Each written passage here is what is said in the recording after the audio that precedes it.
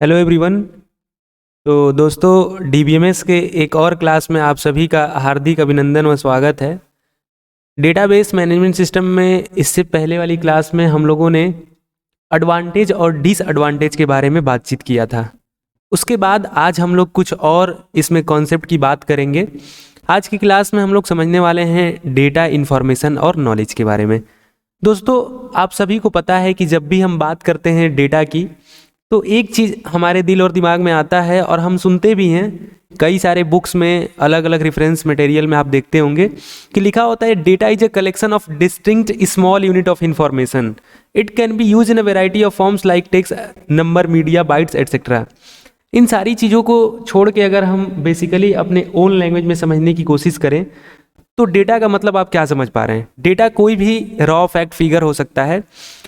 जैसे मान लीजिए कि एग्जाम्पल के लिए मैंने किसी पर्सन का नाम कहा, मैंने कहा अरविंद, आशुतोष, या किसी का आप कोई भी ABCD कुछ भी आप नाम सुनते हैं। तो जब आपको सिर्फ नाम बताया जाता है तो आपने उस नाम से क्या मीनिंग निकाला। भाई एक नाम के हजारों लाखों लोग हो सकते हैं। तो डेटा कोई भी रॉ फैक्ट फिगर हो सकता है। हमने कहा कि किसी टाइप का कोई टेक्स्ट हो सकता है, कोई नंबर हो सकता है, कोई मीडिया हो सकता है, कोई बाइट हो सकता है, कुछ भी हो सकता है। एक छोटी सी छोटी इकाई या यूनिट या पार्ट जिससे कोई प्रॉपर बहुत ज़्यादा हमें मीनिंग ना मिले, कोई उसका बहुत ज़्यादा हमें मतलब ना समझ में आए, उसको हम डेटा कह सकते हैं। तो इसको आइए थोड़ा सा और डिटेल में समझने की कोशिश करते हैं। Data is a collection of small unit और distinct small unit of information. Information मतलब जानकारी का छोटा से छोटा पार्ट, ये इसका कलेक्शन होता है data. It can be use in a variety of forms. इस तरीके से इसको हम यूज कर सकते हैं, अलग अलग फॉर्म्स में यूज कर सकते हैं। क्या हो सकता है डेटा? कोई टेक्स्ट हो सकता है, किसी टाइप का कोई नंबर हो सकता है, और कोई मीडिया हो सकता है, कोई बाइट हो सकता है, etcetera. It can be stored in a piece of paper और इलेक्ट्रॉनिक मेमोरी एटसेट्रा। अब डेटा का मतलब यहाँ पे कतई ऐसा नहीं है कि सिर्फ हम उसको पेपर पे या इलेक्ट्रॉनिकली स्टोर करेंगे।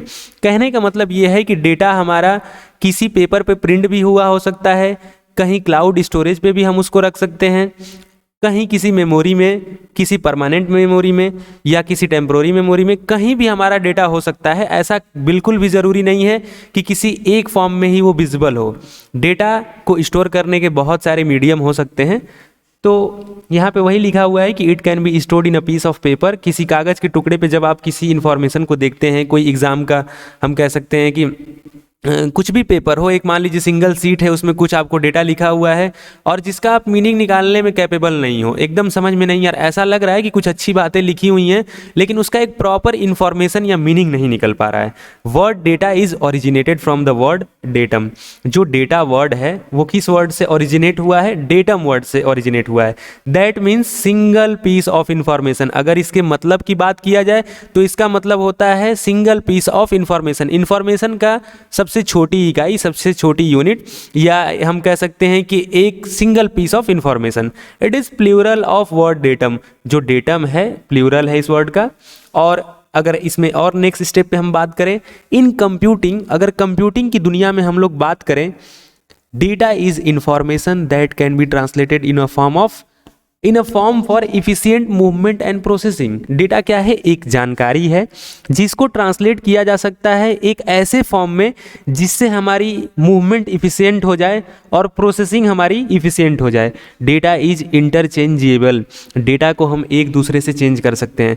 और डिटेल में जब आप धीरे धीरे समझेंगे, देखिए कई सारे ऐसे डेटा होते हैं जिनका मतलब और जिनका काम अलग अलग जगह पे अलग अलग हो जाता है। जैसे सपोज करिए कि अगर किसी, मैं यूनिवर्सिटी की अगर बात कर रहा हूँ तो डेटा एक ही है। जैसे यूनिवर्सिटी में बहुत सारे कॉलेज होते हैं, कॉलेज में बहुत सारे कोर्स हैं, उस कोर्स में अलग अलग स्टूडेंट होते हैं। फर्स्ट ईयर के स्टूडेंट, सेकेंड ईयर के स्टूडेंट, थर्ड ईयर के स्टूडेंट, या सेमेस्टर की हम बात करें UG PG प्रोफेशनल कोर्स, अलग अलग स्टूडेंट होते हैं। अब उनका डेटा बहुत टाइप का डेटा हो सकता है। किसी स्टूडेंट का मोबाइल नंबर, एड्रेस, उनका फादर्स नेम, मदर्स नेम, उनके सेमेस्टर का स्टेटस क्या है, रिजल्ट का स्टेटस क्या है, प्लेसमेंट का स्टेटस क्या है। तो एक स्टूडेंट का डेटा को आपस में चेंज किया जा सकता है। मान लीजिए क्लास में अगर मुझे किसी स्टूडेंट के डिटेल को अच्छे से जानना है तो उसके एडमिनिस्ट्रेटिव रिकॉर्ड में या ऑफिस के रिकॉर्ड में या एडमिशन सेल में मैं पता करके उसके और डिटेल को जानूंगा। उस डिटेल को जानने के लिए मेरे पास क्या चाहिए, एक सिंगल ऐसी एंटिटी, एक ऐसा सिंगल रिकॉर्ड जिस रिकॉर्ड से उस बच्चे के पूरे डेटा को पता किया जा सकता है। तो मान लीजिए उसको अगर क्लास आईडी असाइन हुई हो, तो मैंने ऑफिस में जाके बताया कि सर इस क्लास आईडी के स्टूडेंट का पूरा डिटेल दे दीजिए, तो वहाँ से हमें डिटेल मिल गया। तो एक डेटा को दूसरे में कई बार चेंज किया जाता है, डिपेंड करता है कि हमारी नीड क्या है, किस टाइप का डेटा की हमें रिक्वायरमेंट है।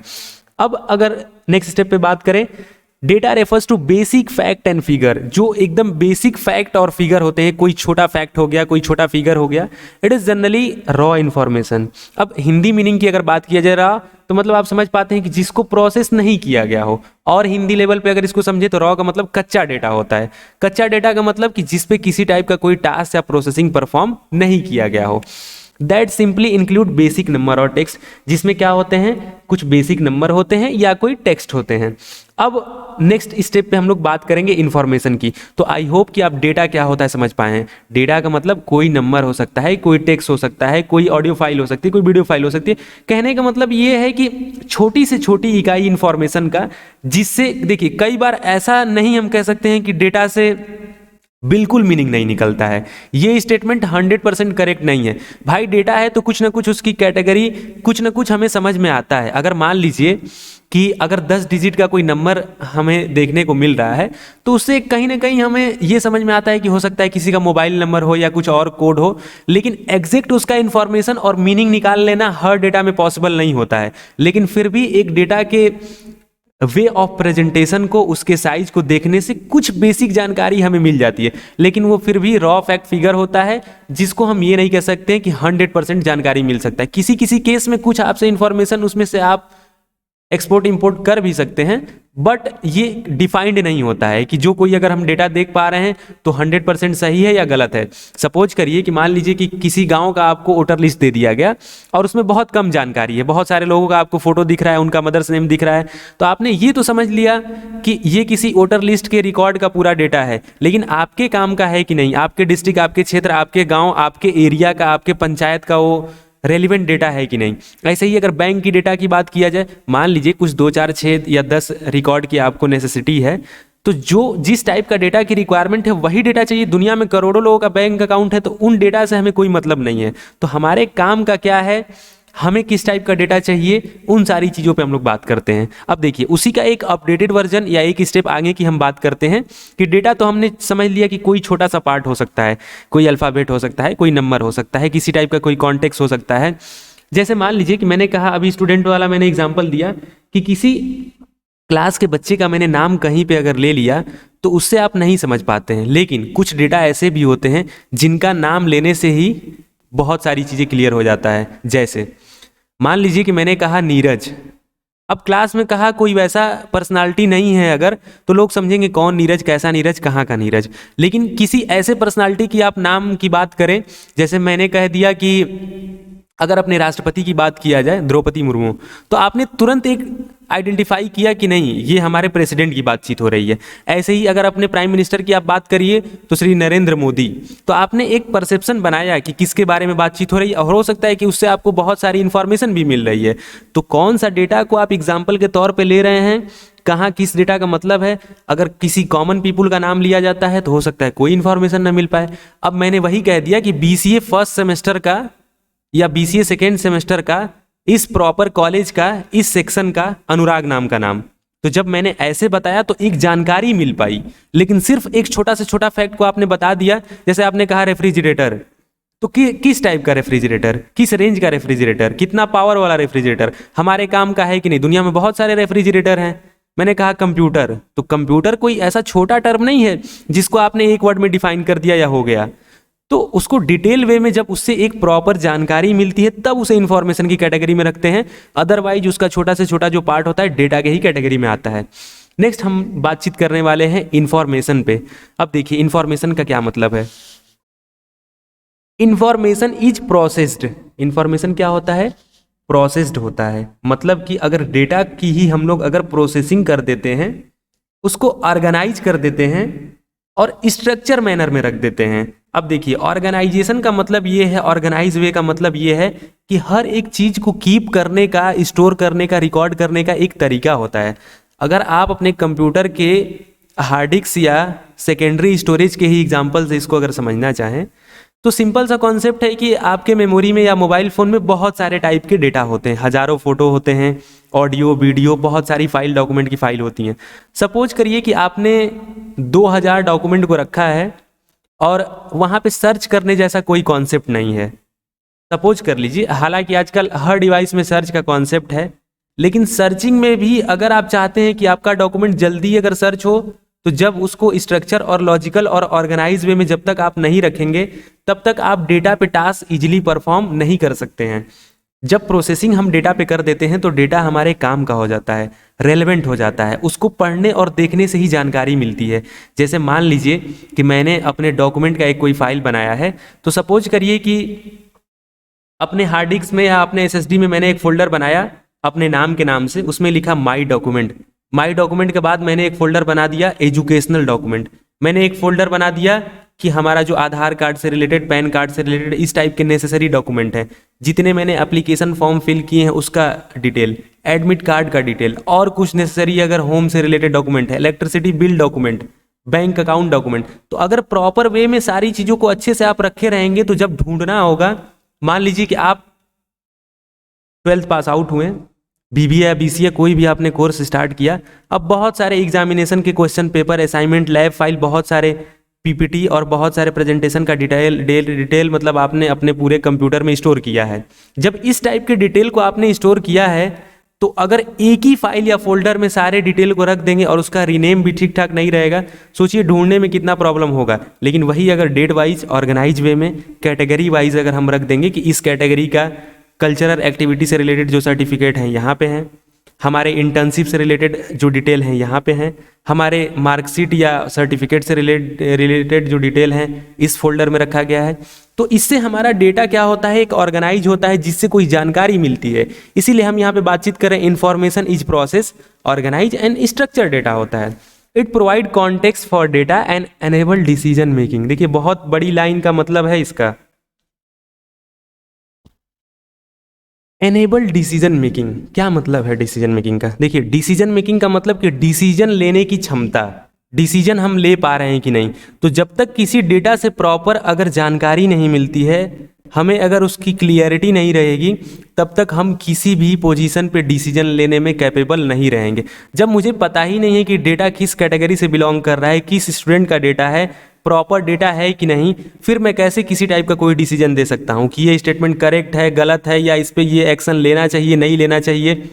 अगर मान के चलिए मैं मतलब कोई अगर फॉर्म ही फिल कर रहा हूँ और उसमें मेरे कुछ स्पेशलाइज या किसी टाइप के कोई डॉक्यूमेंट को अगर अपलोड करने की नेसेसिटी है, तो मुझे ये एंश्योर होना चाहिए ना कि मैं अपना ही मार्कशीट अपलोड कर रहा हूँ, मैं अपना ही सर्टिफिकेट अपलोड कर रहा हूँ।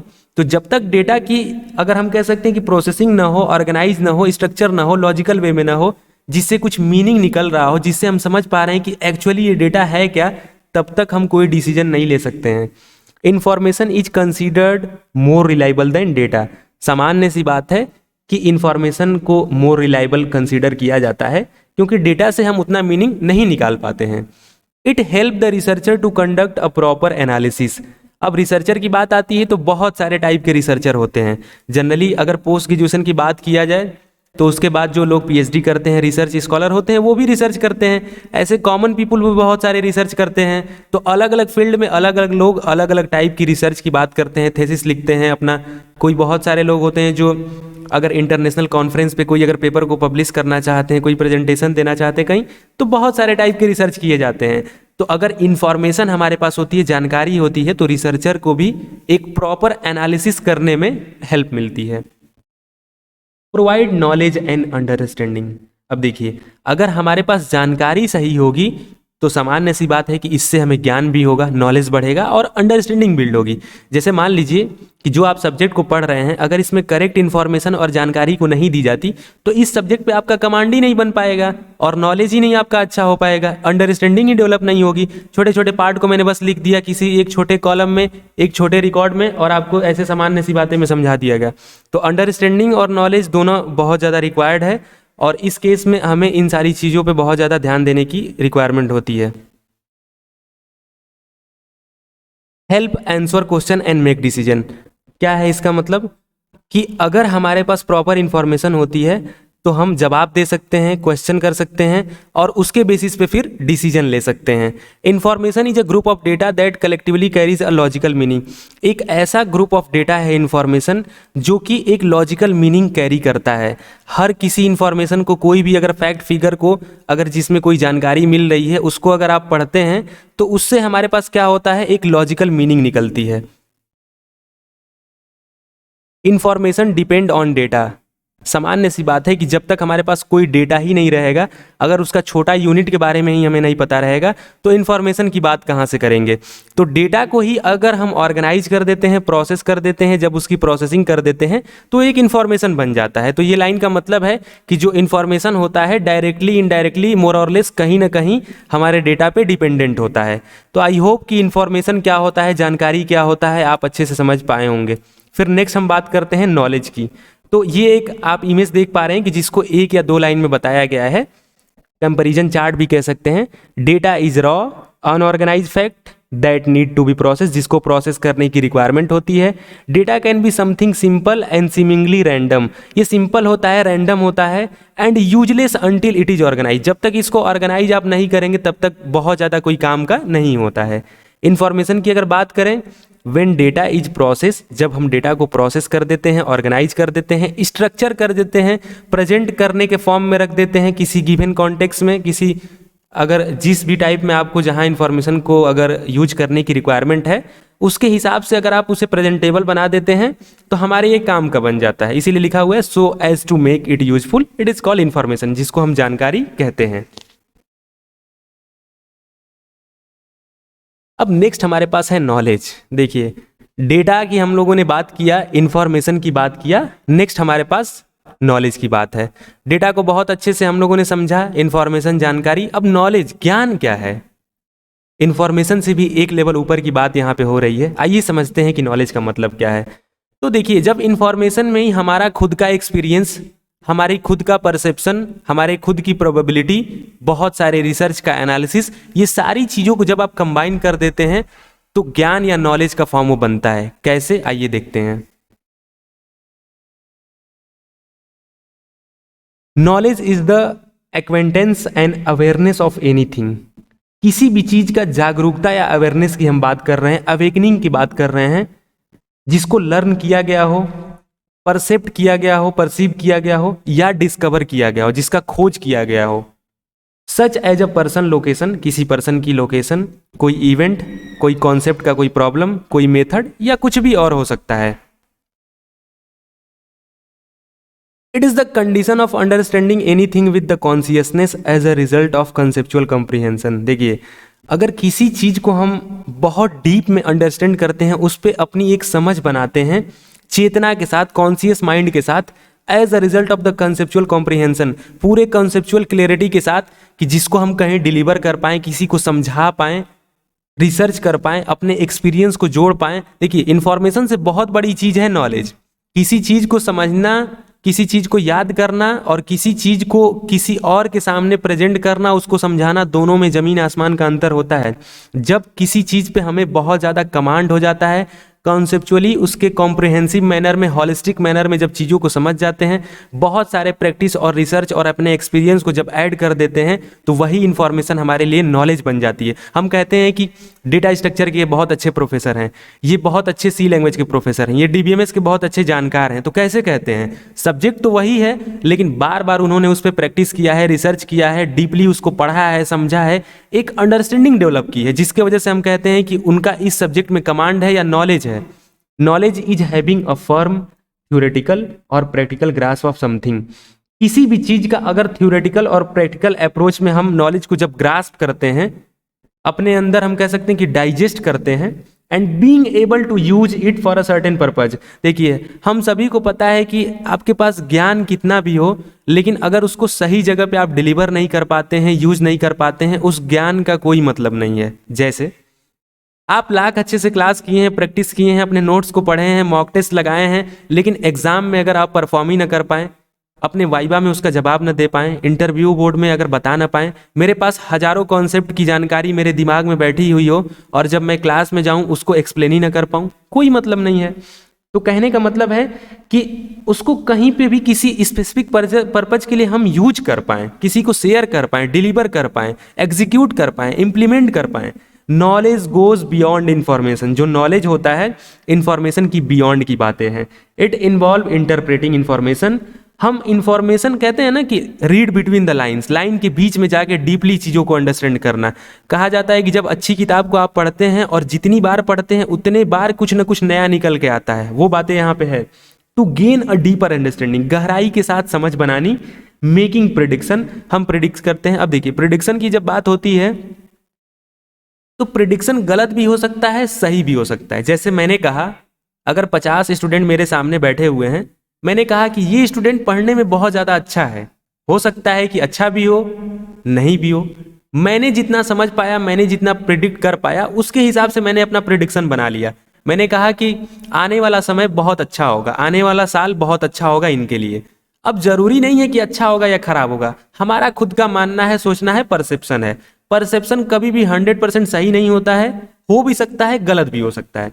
एंड इन्फॉर्म डिसीजन मेकिंग, जिसके वजह से हम डिसीजन मेकिंग में एक और स्टेप आगे बढ़ पाते हैं और हम अपने जो भी टास्क होते हैं उसको मतलब सक्सेसफुली एग्जीक्यूट कर पाते हैं। तो आज हम लोगों ने डेटा, इंफॉर्मेशन और नॉलेज पे बहुत डीप में समझने की इसको कोशिश किया, इस कॉन्सेप्ट को। और इसके बाद कुछ और एक स्टेप पे हम बढ़ेंगे और इस डायग्राम को आप चाहें तो नोट कर सकते हैं या बना सकते हैं। एक हम ट्रायंगल के फॉर्म में इंफॉर्मेशन क्या होता है, नॉलेज क्या होता है, डेटा क्या होता है, छोटे छोटे टर्म में लिख दिया गया है। तो आई होप कि डीबीएमएस में डेटा, इंफॉर्मेशन, नॉलेज का कॉन्सेप्ट क्या होता है बहुत अच्छे से आप समझ पाए होंगे। नेक्स्ट स्टेप पे कुछ और कॉन्सेप्ट के बारे में हम लोग सीखेंगे। आज की इस वीडियो में इतना रखते हैं। देखने के लिए बहुत बहुत धन्यवाद। जय हिंद, वंदे मातरम।